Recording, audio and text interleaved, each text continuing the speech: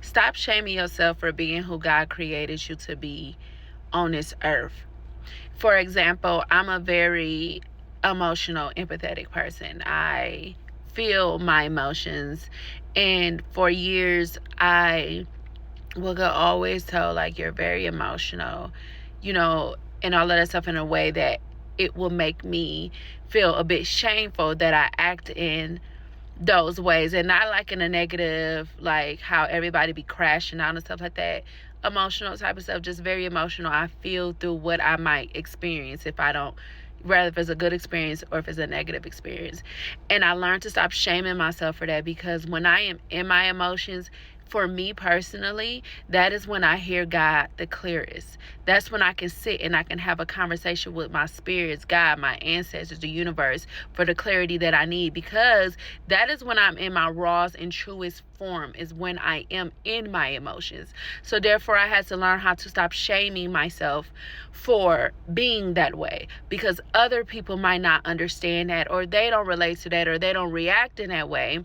They can project and make you feel like that is something that is not correct. Then you begin to feel shameful for it.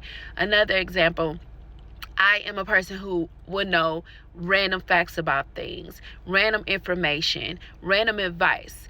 That is just a type of person I am. To other people, it might come off as, you are always giving us random advice or random information that we don't think of, or we might not want to hear. And that's okay. But I started to be shameful of it, that I'm coming off as like a know-it-all, or, giving people advice they don't want to hear. So I withdrew doing that with people around me. However, that's just because I had to learn how to stop being shameful from that, because that is who God created me to be. I'm a person that people do come to seek advice.